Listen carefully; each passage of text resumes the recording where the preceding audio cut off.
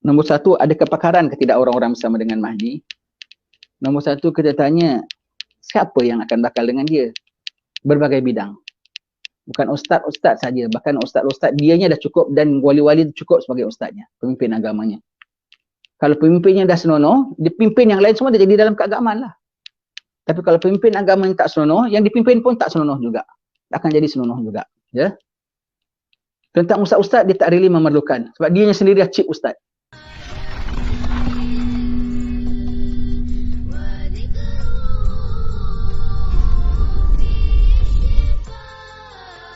Muka surat 16 sampai? Baik. Sayyidina Imam Mahdi, dia sudah dapat isyarat daripada Allah Ta'ala. Dia dapat arahan daripada wali-wali. Naik Imam Mahdi, naik. Kau tak naik, kami bunuh kau. Sampai begitu sekali. Ya. Kau tak naik, kami bunuh kau. Kenapa? Tanggungjawab dia. Dan kau tak naik, kau tanggung dosa. Ini sekarang porak-peranda satu dunia. Umat Islam tak ada pembela, tak ada apa. Kau naik, tanggungjawabmu. Mana kau tahu aku? Kami tahu. Mahdinya tak tahu dia Mahdi. Mahdinya dia tak tahu dia Mahdi. Ya. Tapi yang nak baiat dia sudah tahu. Mereka dah dikabarkan siapa Mahdi. Siapa Mahdi mereka dan mereka confident. Mereka confident. Mereka kasih tahu. Dia Mahdi mengetahui diri dia Mahdi hanya bila the night before. Malam sebelum dia isytihar saja. Allah downloadkan dia, Allah inputkan dia bahawasanya dia Mahdi besok tugasan gini. Dia bukan orang-orang biasa saja macam kita-kita gini tak tahu jadi Mahdi. Ya. Dia dah alim, dia dah concern, dia dah faham taktik-taktik ini. Alangkah kita saja orang-orang awam, kita memahami juga kalau kita belajar tentang ahli wal akhir zaman ini kan pula dia. Jadi dia bukan orang biasa, dia dah ulama, dia dah faham, dia dah tengok dunia, dah tengok umat semuanya tu. Barat dan timur dia dah tahu, dia dah study, dia dah tengok semua. Sayyidina Imam Mahdi. Maka apabila besoknya berlaku kecoh-kecoh di Mekah, awal mula dengan kecoh-kecoh di Mina pada bulan haji, melarat-melarat sampai masuk bulan Muharram, di Masjidil Haram, ada berlaku kecoh-kecoh, maka orang suruh dia naik, dia tak naik, dia lari pergi Madinah Al-Munawwarah. Bukan dia lari nak stay dekat Madinah tau, dia ambil minta mandat daripada Rasulullah sallallahu alaihi wasallam. Dia istikharah di sana, hari tu juga dia balik. Kalau zaman dulu kita dengar ustaz kita mengatakan dia balik hari tu juga, kemudian mengatakan ini mungkin karamah, tak tahu macam mana dia terbang ke, dia apa ke. Tapi karamah Mahdi bermula bila pulanya? Kita kena tahu. Karamah Mahdi bermulanya bila? Karamah Mahdi bermulanya apabila dia sudah isytihar, dia nak berjalan on the way nak pergi menuju ke Madinah lagi sekali, dia dihalang oleh tentera 500 orang. Maknanya tak besar tahu tentera Mahdi tak ramai. 500 orang kecil kan. Kalau askar 500 orang hanya kecil saja. Cuba nak numpaskan dia, tenggelam askar tu. Dan Nabi mengatakan itulah awal mula pertolongan Allah untuk Imam Mahdi. Jadi bermakna yang sebelum ini karamah dia belum nampak nyata lagi. Maka dia pergi Madinah, hari tu juga dia balik. Kalau dulu ustaz-ustaz mengatakan mungkin karamah dia mungkin macam mana. Kalau sekarang kita dah boleh nampak depan mata kita. Iaitu apa? Flight ada. Mekah Madinah flight ada. Pergi Mekah Madinah macam dari sini pergi KL aja, macam dari Senai pergi KL sajalah. Sekejap boleh sampai. Dulu kalau naik bas makan 5-6 jam juga. Kadang-kadang 7-8 jam kalau dengan berhenti, dengan slow, dengan apa semua ya. Saya pernah naik kereta pun kalau sekarang flight sudah ada punya cepat lah. Paling-paling jauh macam antara sini pergi Penang pun tak sampai lah. Pergi sampai ke Madinah. Bullet train pun sudah ada. Bullet train pun ada, pun laju bullet train. Kereta pun dah ada. Kereta pun ada. Dulu lambat, keretanya jauh macam dululah kita daripada Singapura, daripada Johor nak pergi ke Melaka jalan Keluang ni jalan semua jalan muar, jalan mana sekarang dah ada highway kan. Mekah gitu dah ada highway. Daripada Mekah sampai Madinah saya pernah naik kereta Arab, naik kereta limousine. Punya laju 3 jam dah sampai. 3 jam. Boleh balik hari tak kalau 3 jam? Macam Johor pergi KL kan boleh balik hari. Begitu macam Johor pergi KL balik hari, boleh balik hari. Begitu. Maka dia balik hari. Dia pergi sana, dia sembahyang istikharah, dia minta mandat daripada Rasulullah, mantap hati dia, dia balik, kemudian baru dia dibaiat. Sayyidina Imam Mahdi ya. Dia pergi di Madinah. Sekarang kita tengok dia sudah sampai di Madinah punya cerita.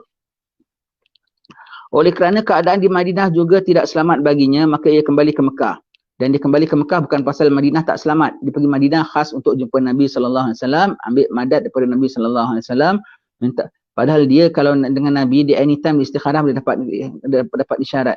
Dia dengan Nabi anytime dia selawat saja boleh dapat khabaran daripada Rasulullah SAW.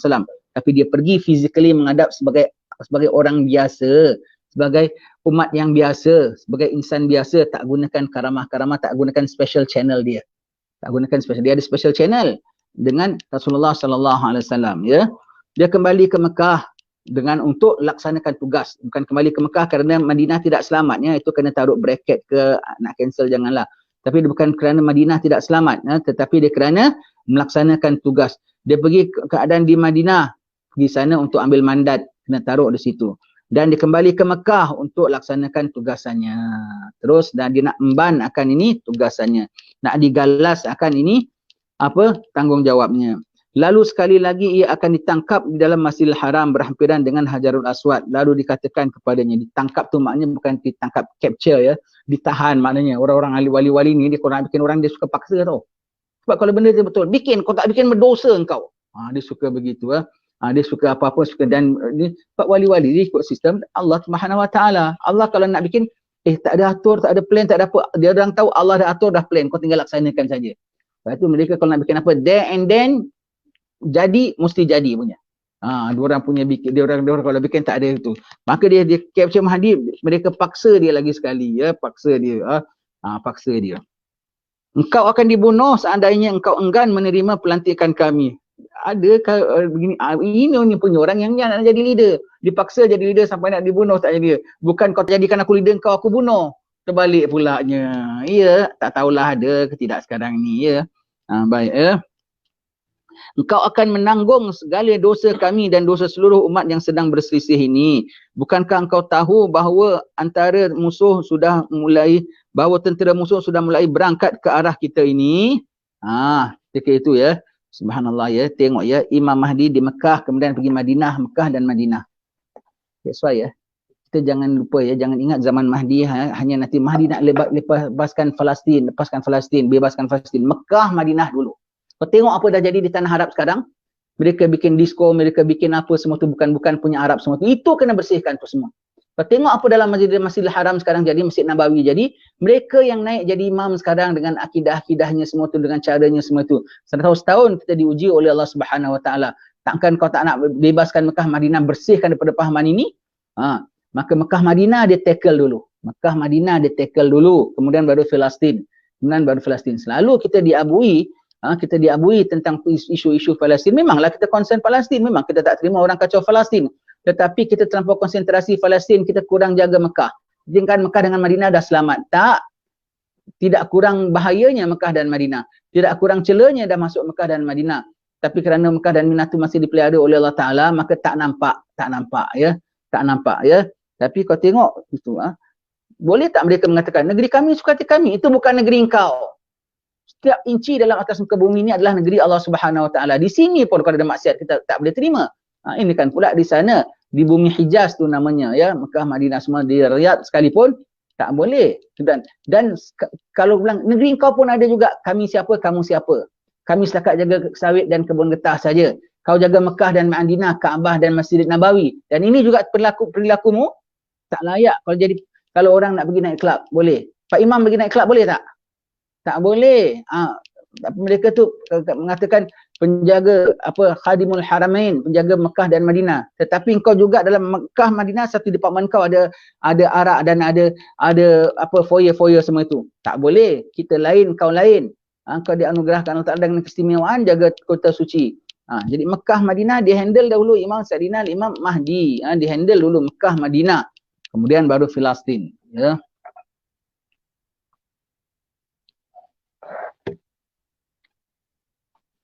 Dan ini jangan kita ingat pergi Mekah Madinah memang stesen, tetapi juga kerana untuk membersihkan Mekah dan Madinah dahulu sebelum Palestin, ya. Ketika itulah terpaksa ia menerima baiat dari 7 orang ulama tadi dan diikuti oleh kaum muslimin yang ada di Mekah, dan di mana baiat ini akan dilakukan di dalam Masjidil Haram, di antara kawasan Hajarul Aswad dengan makam Ibrahim. Ada mengatakan dia di situ ada mimbar, nanti dia akan naik mimbar. Ada pula mungkin dia naik Hijr Ismail, wallahu alam bisawab. Cumanya kalau sekarang ini boleh tak orang pergi Masjidil Haram suka-suka naik mimbar, naik Hijr Ismail cakap, boleh tak? Tak boleh kan? Tapi Mahdi boleh. Dan mereka tak boleh bikin apa-apa pun. Sama ada kenapa mereka tak bikin apa-apa? Kenapa polis tak bikin apa-apa? Sama ada memang dah tak ada polis. Tengah kecoh-kecoh. ataupun mereka jam semua. Mereka akan tengok, mereka akan tengokkan saja, mereka tak boleh nak bikin apa-apa. Ataupun mereka dikeluhkan oleh Allah Subhanahu Wa Taala. Pokoknya kenapa tak disebutkan caranya, sebab itu semua tak ada kisah. Small matter. Pokoknya dia boleh naik, dia boleh naik. Kau tak, jangan banyak sangat fikir, habis macam mana? Agaknya tentera dia jaga ni, polis-polis ke apa, itu bukan urusan kita. Urusan Allah, Mahdi naik, Mahdi naik. Caranya macam mana? Wallahualam, Allah Ta'ala tak kurang cara. Mungkin dijamkan mereka, mungkin tak ada polis pada ketika itu. Setelah selesai dibaiat, maka Rasulullah mengatakan dia dibaiat oleh mereka yang baiat kepadanya dan mereka yang terpaksa baiat kepadanya. Bermakna di situ ada yang unwilling. Tapi got nothing to do, dia tengok orang ramai baiat, dia tak baiat, dia takut kena pukul kan. Sebab ni wali-wali ni garang tau. Dengan Mahdi sendiri kau nak dibunuh, kau tak naik kami bunuh. Pasal nak tegakkan kebenaran. Mahdi pun dia tak kasih can. Dah naik, dah baiat semua.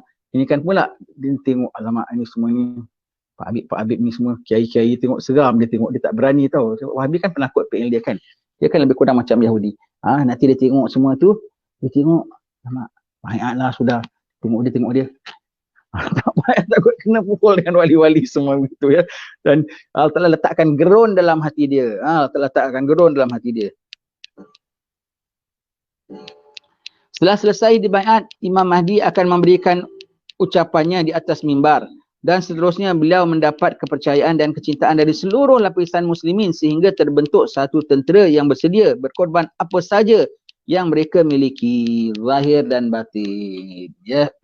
Baik, sekarang kita mau tanyalah. Kita mau tanya sekarang contoh ya. Nombor satu, ada kepakaran ke tidak orang-orang bersama dengan Mahdi? Nombor satu, kita tanya, siapa yang akan bakal dengan dia? Berbagai bidang. Bukan ustaz-ustaz saja, bahkan ustaz-ustaz dianya dah cukup dan wali-wali cukup sebagai ustaznya, pemimpin agamanya. Kalau pemimpinnya dah senonoh, dia pimpin yang lain semua dia jadi dalam keagamaan lah. Tapi kalau pemimpin agama yang tak senonoh, yang dipimpin pun tak senonoh juga. Akan jadi senonoh juga. Ya. Tentang ustaz-ustaz, dia tak really memerlukan. Sebab dianya sendiri dah chief ustaz. Dan pegawai wali-wali dia semua tu chief ustaz semua tu. Siapa lagi yang di bawah dia? Ada doktor, ada engineer, ada itu, ada ini semua. Kita nak tanya, di setiap negeri sekarang ini, di setiap negara sekarang ini, satu-satu orang memegang satu-satu jawatan. Adakah dia paling ahli dalam jawatan itu? Seperti umpamanya Menteri Kewangan di negeri Jepun. Adakah dia paling mahir dalam kewangan, ekonomi semua? Rasanya ada lagi mahir lagi tak? Kenapa tak tampil? Pasal mereka rasa ni tak worth untuk aku tampil dengan ini orang semua. Mereka tak hargai, maka mereka menggunakan kemahiran aku untuk benda-benda salah. Mereka diam, mereka buat bodoh. Untuk Mahdi, it's worth untuk tampilkan kemahiran aku. Segala yang pegang jawatan-jawatan yang tinggi, megang bahagian kesihatan, megang bahagian kewangan, megang bahagian apa semua tu, rasanya mereka semua paling handalan ke? Rasanya ada yang lebih hebat lagi tak? Ada. Kenapa tak tampil? Mereka rasa tak berbaloi untuk aku tampil untuk orang-orang khidmat bersama orang-orang begini. Mereka, ketika mereka rasa patut tampil, Allah Ta'ala simpankan mereka dulu. Itu mereka akan tampil. Jangan bimbang tentang keahlian-keahlian orang-orang yang ada tu, kemahiran-kemahiran yang ada pada orang-orang Mahdi, kau jangan bimbang. Dah Allah Ta'ala reservekan, dah simpelkan. Dan tentang volunteer, mereka dah tengok orang mati, tengok orang banyak kena tindas semua begitu, dah tengok orang menindas semua begitu. Sekarang mereka, dan mereka tahu kalau Mahdi dah keluar tu dah akhir zaman, mereka akan volunteer apa sahaja untuk Imam Mahdi. Itu saja dekat sini mengajar berapa banyak orang volunteer macam-macam nak khidmat sama kita ya.